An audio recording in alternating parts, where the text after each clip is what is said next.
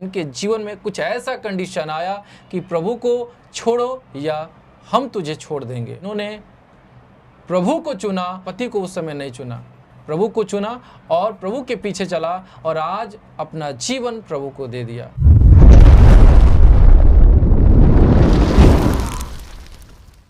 आप सबको जय मसीह की। प्रभु आप सबको आशीष दे। हमारे बीच में बहन इंदु हैं और इनके जीवन की कहानी को आज हम लोग जानेंगे। और मैं आपको बताना चाहता हूं, अगर आपके सामने दो ऑप्शन रखा जाए कि प्रभु को चुनोगी या पति को, तो आप क्या कहेंगे? मेरे प्रिय भाई बहनों, आज इस बहन के जीवन में कुछ ऐसा कंडीशन आया कि प्रभु को छोड़ो या हम तुझे छोड़ देंगे। उन्होंने प्रभु को चुना, पति को उस समय नहीं चुना। प्रभु को चुना और प्रभु के पीछे चला और आज अपना जीवन प्रभु को दे दिया। मेरे प्रिय भाई बहन, इस वीडियो को पूरा देखेंगे और इसके ऊपर क्या आपका विचार है, अपना कमेंट बॉक्स में ज़रूर अपना राय लिखिएगा। और इस वीडियो को हम लोग पूरा देखते हैं। सबसे पहले बहन आपका स्वागत है, अपना नाम बताएं। मेरा नाम इंदु है, मैं सिकंदरपुर के रहने वाली हूँ जी। तो आप हमको बताएं कि पहले अपना जीवन बताएं कि आपका जीवन पहले का कैसा था। मेरा जीवन पहले बहुत खुशहाल था। मेरी जब शादी से पहले मैं माँ बाप की इकलौती बेटी थी। मेरे माँ बाप मेरे लिए 4 नौकरदाई रखते थे। हम 2 भाई बहन थे जी। पढ़ाई लिखाई भी अच्छी करती थी, हर कुछ अच्छा चलता था मेरे जीवन में। उसके बीच में मतलब मेरे ऐसे ही कुछ सिनेमा हॉल में मैं गई थी पिक्चर देखने, मेरी फ्रेंड लोग भी गई थी। उनमें एक मेरे दीदी जो लगते हैं बगल के, वो जाते के मतलब पास ही थी। तो हम लोग पहले नलिहाल में रहते थे, नलिहाल में रहते थे। तो सभी बोले कि चल इंदु पिक्चर देखते हैं, तो हम लोग गए पिक्चर देखने। आप लोग जाते थे? हाँ, ऐसे जाते थे पहले हम लोग। मोबाइल तो अब चलिए, पहले तो कोई मोबाइल था नहीं। कितने मतलब पहले पहले की बात है ये 97 की बात है, 97 की बात है। तो उसके बाद हम लोग गए पिक्चर देखने। तो जो मेरे पति हैं वो पिक्चर वो भी देख रहे थे, तो मेरे से आगे वाले सीट पे थे। उस समय शादी नहीं हुई थी? नहीं, उस टाइम हमारी शादी नहीं हुई थी। उसके पीछे वाले सीट पे मैं थी। तो मुझे घूर रहे थे, तो मैं अपने फ्रेंडों को बोले कि देख वो मेरे तरफ देख रहा है पिक्चर का, मुझे ज्यादा देख रहा है। बोला कोई नहीं, तू ऐसे बन के ही आई। बहुत ऐसा बात हंसी मजाक चलने लगा। उसके बाद पिक्चर टूटे। तो जहाँ मैं रूम रेंट में थी, कृष्णा टॉकीज के पीछे मैं रूम रेंट में थी। तो जहाँ जो मेरे मकान मालिक थे वो इत्तेफाक से उनके जीजा लगते थे। तो एक बार वो भी आए, वो आए अपने जीजा से मिलने। हम लोग थे, बचपन में के सीन था, कबड्डी वगैरह खेल रहे थे। फिर देखे तो वो भी मुझे देखे, तो कह रहा है ये तो वही लड़की है जो हमने सिनेमा हॉल में देखे थे। उसके बाद वो फिर मैं अंदर चली गई। उनकी बड़ी लड़की हम लोग को दीदी लगती थी। मैं दीदी देखना वो लड़का फिर आयल है यहाँ पे। तो कहे कौन लड़का? हम बोले जो सिनेमा हॉल में देख ले ना, वो लड़का फिर आयल हो। अच्छा ठीक है। तो वो जैसे ही उनके पापा को बोले जीजा प्रणाम, हम बोले कि तोर पापा के प्रणाम बोल रहा लू। तो गई तो मामा लगई हथिन हमर सके। हम कहली ले हो गेलो। उसके बाद हम लोग बैठे रूम में थे। तो इत्तेफाक से वो मेरे मौसा को बोलने लगे कि जीजा ये किनकर लड़की है? तो वो बोले कि जे नहीं, हमर साली के लड़की है, से माँ बाप के इकलौती बेटी है।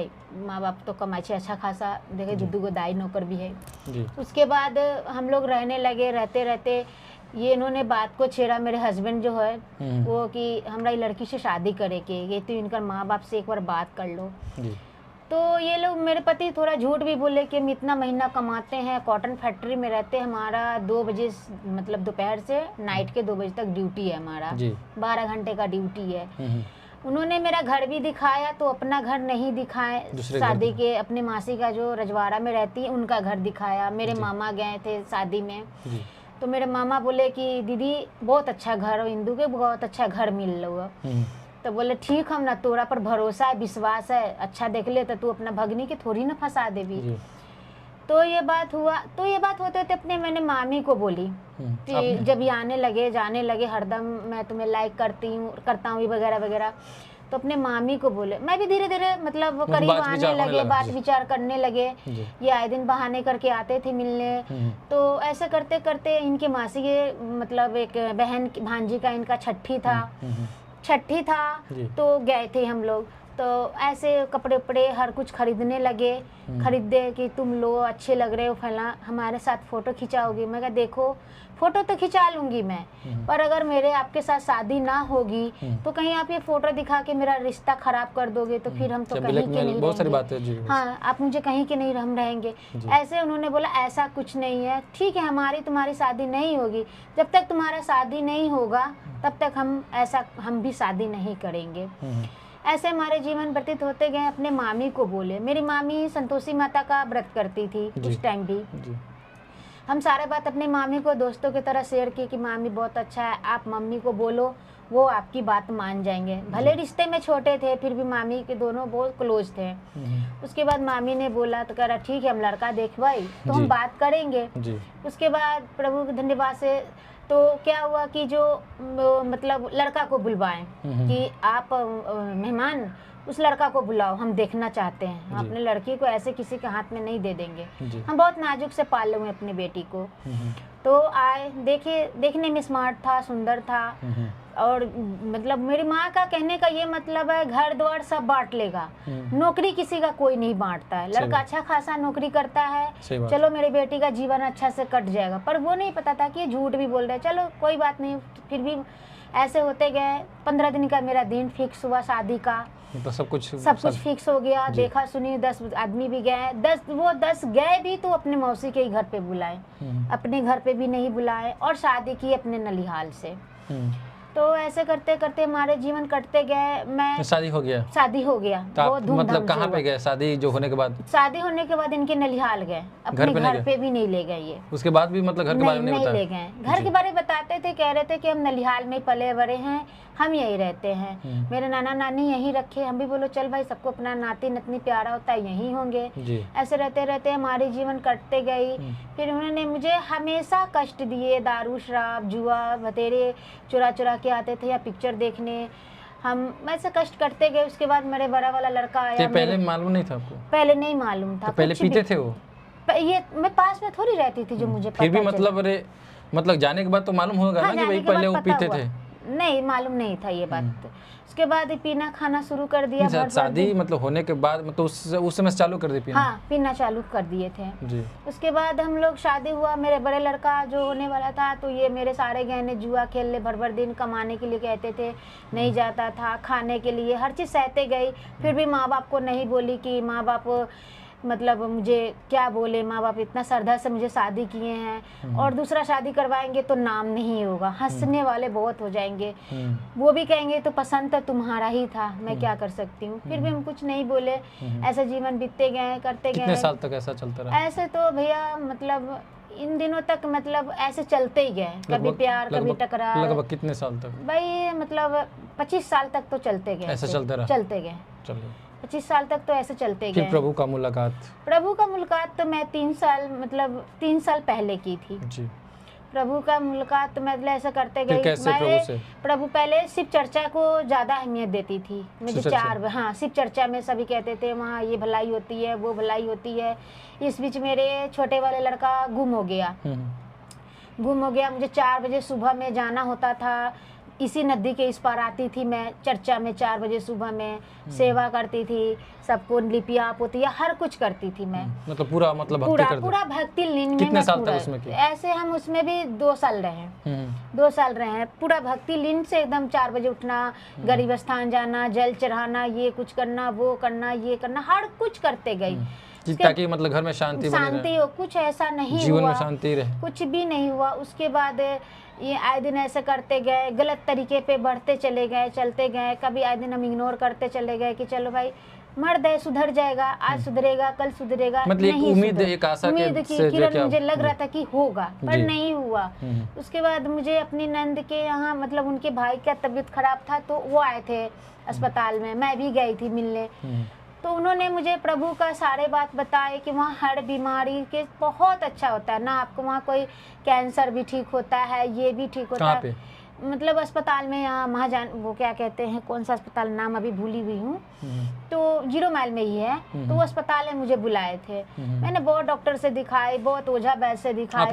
अपने लिए तो क्या होता था आपको? वैसे कभी मतलब दर्द होता है, 2-3 बार तो मुझे एक्सीडेंट हो गया था, अभी भी वो मतलब हड्डी वड्डी दबी हुई है।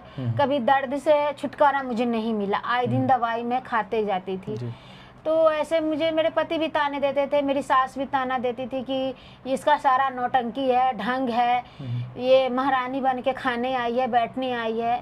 ऐसे करते करते मैंने अपनी विश्वास नहीं करना। हाँ। तो मम्मी को भी मैं अपनी बताई तो मम्मी बोली वो रिश्ता छोड़ दे। मैं जब बड़ा वाला लड़का था बोली बेटा तू ये रिश्ता छोड़ दे। मैं इतना बहुत मारना, माता पिता क्या कहेंगे? यही तो कहें। माता पिता बोले कि छोड़ दे बेटा, जो गलती की है कोई बात नहीं, तू छोड़ दे उसको, शादी कर देते। हम यही बोले माँ देख, एक तो इससे किए है तो अभी झेल रहे, पता नहीं इससे भी बुरा मिल जाएगा तो शादी का तो 2 नाम हो जाएगा, पर उससे भी बदनामी भी हो गया, कहीं वो अच्छा ना मिले तो फिर क्या तीसरा भी करेगी मेरी शादी। मुझे नहीं करना है। जब तक बड़े छोटे बच्चे हैं, देखते हैं कई बच्चे के आगे मेरा भविष्य बदल जाए।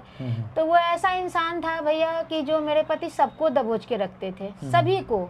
किसी की हिम्मत नहीं होती थी कि थोड़ा ऊंची आवाज में बात करे या आंख दिखाए, चाहे आंख नजर मिला के सबको डांटना, उंगली पे नचाना। हाँ, सबको, मुझे भी, किसी को भी, हर किसी को। बच्चों को भी मारते थे, जवान लड़का हो या लड़की हो, सबको। तो ऐसे करते गए। उसके बाद हम दिल्ली में रहते थे, तो ऐसे संसारिक में थे, तो मुझे छठ करना था, तो गाँव में आए। तो हम लोग फ्लैट लेके रहते थे दिल्ली में। छठ पूजा भी सब कुछ चलता था। जी। उसके बाद गांव से इनको बोले कि ये चलना है छठ में, और ये मेरे पीठ पीछे अफेयर चला रहे थे। कभी मैं नौकरी पे करती थी, कभी नाइट ड्यूटी भी कर लेती थी, कभी दिन का भी ड्यूटी कर लेती थी कि हम दिल्ली में। मैं तभी भी कंधे से कंधे करते थे, कंधे से कंधे हमेशा मिला के चली। मैं कभी नहीं कि चलो भाई 2 जन कमाएंगे तो और ज्यादा रिकवर होगा और अच्छा होगा, बच्चे के भविष्य बनेंगे। उसके बाद इन्होंने मेरे पीठ पीछे अफेयर चला लिए। जब भी ऐसे करवा चौथ किए थे तो मैं पूरी रेडी थी, सब कुछ था, तैयार किए हुए थे, पूजा पाठ सब कर लिए थे। तो आया उधर से, पता नहीं उसके साथ क्या, वो तो प्रभु जाने, मैं तो जानती नहीं। तो मुझे कह रही है तू बुढ़ारी में त्योहार करने आई है। सब कुछ फेंक दिया मैंने उसी टाइम, खाना खाई, सब चीज़ उसी टाइम छोड़ दी, सारी त्योहार मैंने। उसके बाद रहते रहते मुझे छठ आया। तो छोड़ क्यों दी? तो मुझे जब वो सब कुछ कह रहा है, ये कर रहा है, वो कर रहा है, तो छठ, वो तो मैं त्योहार उसका जो भी था पति वाले मैंने छोड़ दी, करवा चौथ छोड़ दी उसी टाइम। उसके बाद छठ था तो गांव आई। तो महीना दिन मैं उनको ये बोली कि अब जवान 2 लड़कियां हो गई, अब आप अकेले कमाओ, हम वहाँ पे कुछ कर लेंगे, दुकान वगैरह कर लेंगे सब्जियां का गाँव में। तो बोला ठीक है जाओ। उसके बाद ये उसको मुझे नहीं पता था, सब मुझे ही दोषी दे रहे थे कि तू इतना दिन से इसका चाल चलन नहीं देखती थी, नहीं समझ में आता था। मैं कहा ये देखो, वो कमाने जाता था तो मैं उसके पीछे थोड़ी ना जाती थी। जब भी कॉल आता था कहता इंदु आज भैया ने रोक लिया है कि मत जाओ, सुबह कहीं निकलना है। तो मुझे क्या पता वो क्या मेरे पीठ पीछे कर रहा है। मैं भगवान तो नहीं हूँ ना कि सीना चीर के सबको देखती जाऊँ। उसके बाद वैसे करते गए, मेरे साथ गद्दारी करते गए। होली की टाइम था। ये बात आपको बिल्कुल नहीं मालूम थी? नहीं मालूम था, बिल्कुल नहीं मालूम था। तो होली के टाइम था तो जो इनके भाई लगते थे वो उसके साथ दोनों जा रहे थे होटल में। तो उनको बोले कि लाल बाबू ये तुम्हारे भाभी है। कह रहा नहीं ये मेरे भाभी नहीं, मेरे भाभी गांव गए। तो सच में तुम्हारे भाभी हैं, प्रणाम कर। कह रहा क्यों, मैं क्यों प्रणाम करूं? तो उन्होंने मुझे कॉल किया कि भाभी भैया गलत लाइन पे जा रहे हैं। क्या हुआ? भैया है ना किसी लेडीज के साथ वो कर रहे। मैं कहा ठीक है, मैं उनको समझाऊंगी। तो भैया मैंने इनके एक दोस्त थे, वो भी ड्राइवर थे, मैंने उनको भेजा कि अशोक जी आप जाओ, इससे क्या होगा 3 घर बर्बाद होगा। आप उनको समझाओ कि मत ऐसा करो, तुम्हारे 2 जवान बेटियां हैं, 2 बहू हैं, समधी सोर वाला हो गया, पोता पोती वाला हो गया, तुम ऐसे मत करो। उसके बाद इन्होंने क्या किया, उनको भी गाली देने लगे और मुझे भी गाली देने लगा। उनका अशोक जी आप वापस आ जाओ। अगले 3रा दिन में मुझे पता इन्होंने शादी कर लिया और शादी करके बजाते मेरे पास फोटोग्राफी करके हर किसी के मोबाइल पे भेजा। उसी टाइम से हमने शादी भी कर ली? शादी भी कर लिया। उसके बाद से प्रभु से मुलाकात नहीं। उससे पहले लड़ाई उसको तो एक ठानना था कि तुम प्रभु को छोड़ो, उसको मुझसे दूर रहना था। मान लीजिए प्रभु से मुलाकात हुआ आपको? प्रभु से मुलाकात हुआ तब तक तो ये 2 बार गए भी थे। मैं गांव जब आई तो ऐसे पहले तो यहीं से शुरुआत हुआ कि वो बोले कि तुम एक चीज को छोड़ना पड़ेगा। मैं क्या? तो तुम वो मुझे मौसी बोले हैं कि तुम वो मतलब वो किसी को बलिदान लेते हैं उसके बाद वो जीवन में काम करते हैं। तो हम बोले ऐसा कुछ नहीं होता, वो जीवन दान देते हैं और बलिदान नहीं लेते हैं। ज़्यादातर बहुत बीमार रहती थी, मुझे लगातार दवाई चलती थी, कंटिन्यू दवाई चलती थी, आए दिन दवाई चलती थी। ये बात मैंने अपने तेतरी दीदी से बोली। उसके बाद उसी बीच में बात हो रही थी, तो उनका भाई बहुत सीरियस लाइन में थे। सब डॉक्टर ने जवाब दे दिया आपका था। पति का? नहीं, मेरे देवर का, जो तेतरी दीदी हैं, मेरे नंद भी हैं, उनके भाई का। तो सबको हम लोग गए थे देखने के लिए अस्पताल में। तो हम भी बता रहे थे कि हम क्या बताएं, हम तो खुद ही नहीं चल पाते, इतना बीमार रहते हैं। मुझे मतलब बहुत अपने बारे में भी चर्चा करने लगे। तो उन्होंने बोला कि भाभी मेरे भाई को ऐसा है, आज प्रभु ने इन्हें बचाया है। डॉक्टर बोला वो ऑपरेशन कराओ, नहीं तो ये नहीं बचेगा। तो भाई को मैंने अपने, पता नहीं बाथरूम नहीं हो रहा था, तो उन्होंने प्रभु से प्रार्थना किया, एक स्वर्गदूत के द्वारा आके उनको पूरा क्लियर कर दिया बाथरूम वगैरह।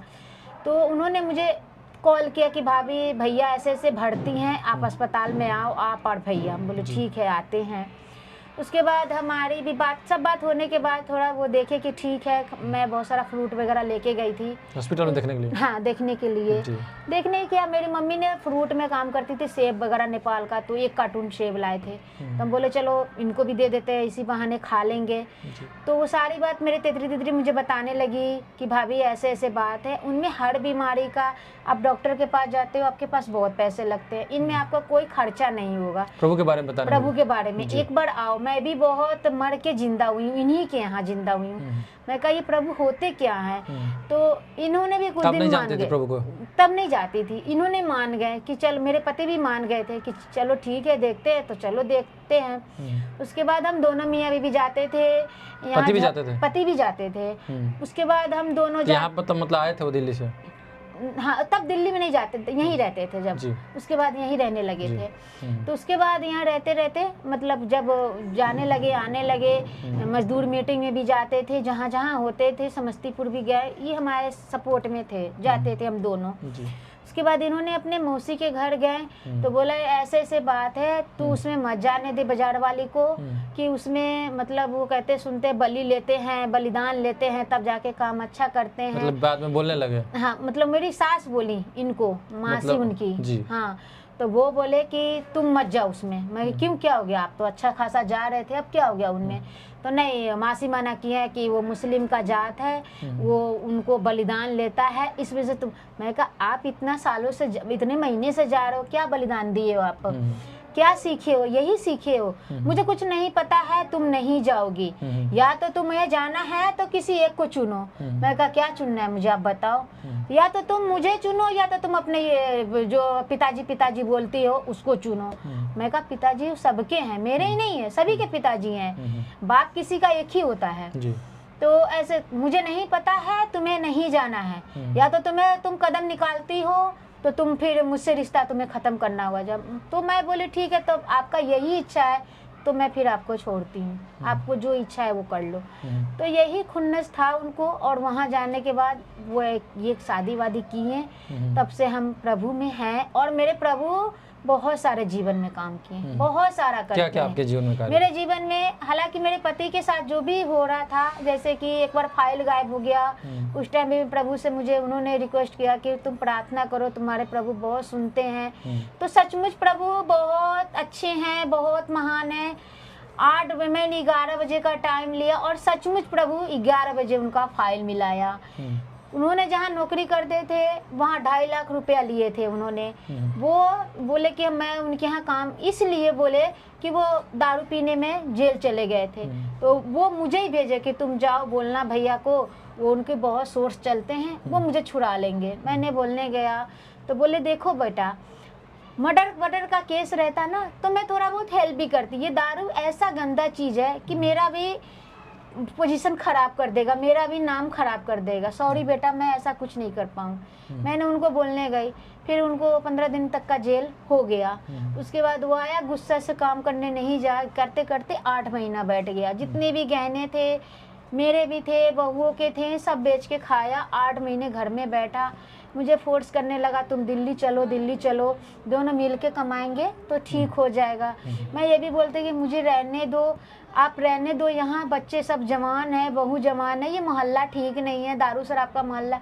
नहीं माने, नहीं तुम चलो, मुझे गलत बारे में बोलने लगे। तुम जाती हो, मुझे पटना भी 2 बार गए थे भैया, तो उस बारे में भी मुझे गंदा व्यवहार लगाया कि तुम वो चर्च वर्च में नहीं जाती हो, तुम कोठे पे मतलब होटल में जाती हो, किसी से ये बहुत ऐसा काम मुझे इल्ज़ाम लगते गया। मैं कहा आपको जो सोचना है सोचो, मैं प्रभु में जाती हूँ, मुझे पता है मेरे प्रभु मुझे कहाँ लेके जाते हैं। मैंने अपने चंद्रकला दीदी भैया लोग के साथ, जयलक्ष्मी दीदी के साथ मैं 2 मीटिंग के भी होते थे, तो मैं पटना सबसे लड़ के, मेरे पास पैसा नहीं भी देते थे मेरे पति, कर्जा लेके अपनी माँ को चुप्पे कहती थी, मेरी माँ कहीं कहीं से ला के मुझे देती थी जाने के लिए प्रभु के पास। तो ये मेरे सवाल मेरे पे ये उठा कि ये होटल में जाती है, किसी से मिलने जाती है, ये कोई प्रभु में नहीं जाती है, इसका ये ड्रामा है। फिर भी मैं चुपचाप सहते गई, मैं प्रभु को बोलते गई, प्रभु आप तो जानते हो मैं कहाँ जाती हूँ। ऐसे करते गए मेरे जीवन। आज के डेट में मेरे पति मुझे ये जो ऑप्शन दिए हैं, मैं अपने पति को नहीं चुनी, मैंने अपने प्रभु को चुनी हूँ। और मैं जब तक जिंदगी मेरे रहेंगे मैं प्रभु को नहीं छोड़ूंगी, और मेरे लिए प्रभु हमेशा मेरे गवाहियाँ तैयार करेंगे और सबसे बड़ा गवाही तैयार करेंगे, ये मुझे पूरा विश्वास है। लोग ये भी कहता है कि वहाँ पे तो जो कि बरगलाया जाता है, पैसा दिया जाता है, धर्म परिवर्तन हो, क्या ऐसा हो? ये सब गलत बात है, जो भी सोचते हैं गलत है। कोई पैसा नहीं है, ये तो एक दूसरे का मतलब भड़काना होता है कि जैसे हम है वैसे दूसरा भी रहे, ऐसा कुछ नहीं है उसमें, ऐसा कुछ नहीं है। धर्म बदल जाता है, धर्म कुछ नहीं, मन बदलते हैं वो, धर्म नहीं बदल। जैसे हम पाप में जाते थे, किसी का चुगली करना, किसी के घर जाना, मारपीट में आ गए, किसी को गाली देना, इन चीज़ों में मैं भी पहले थी, मैं भी थी। आज सचमुच मुझे लगता है कोई दूसरा भी लड़ता है तो मुझे लगता है कितने गंदे काम करते हैं ये लोग। तो मुझे इन सब चीज़ों से बहुत दूर भागती हूँ। मैं भी पहले मैं भी बहुत थी, किसी से लड़ाई करना, एक बात किसी को सहना नहीं, मैं बहुत आगे थी इन चीज़ों में। किसी का बात भी होता था दूसरे का ही बात मैं करती थी, पर अब इन सब चीज़ों से मुझे लगता है घिन आती है। ऐसा कुछ नहीं है, बहुत प्रभु ने मेरा मन बदल दिया। तो आज अपना जीवन प्रभु को दे दिए? मैंने पूरा जीवन अपने प्रभु को दे दिया, कोई दिक्कत नहीं है, बिल्कुल एकदम अच्छी हूँ मैं, भली भांति हूँ, और मुझे प्रभु पर पूरा विश्वास है। और आप लोग भी जितने भी हैं भाई या दीदी लोग, आप प्रभु में चलकर देखिए, बिल्कुल आपको लगेगा कि हाँ हमने क्या पाया है, जैसे हम लोग पाए हैं। ओके, तो आप लोगों ने देखा किस प्रकार से बहन अपने गवाही को आपके बीच में रखी। पति जो है कि कई अफेयर भी चला उनका, और इनको ऑप्शन दिया कि प्रभु को छोड़ो या हम छोड़ देंगे तुझे, लेकिन इन्होंने प्रभु को चुना। और आज प्रभु यीशु मसीह के द्वारा इनका जीवन आज बचा है, कोई बीमारी, कोई रोग, कोई समस्या नहीं। जो हमेशा पहले बीमार रहती थी, बड़ा परेशान रहती थी, पति भी बोलता था कि ड्रामा कर रही है, ड्रामेबाज है, बहुत सारी बातें बोलता था, लेकिन इन्होंने प्रभु को चुना और आज ये बिल्कुल सही है। इनके बताने के अनुसार मेरे प्रिय भाई बहनों, आप लोग क्या सोचते हैं, अपना राय कमेंट बॉक्स में लिखिएगा। और हम लोग फिर मिलते हैं एक नए वीडियो में, तब तक आप सबको जय मसीह की।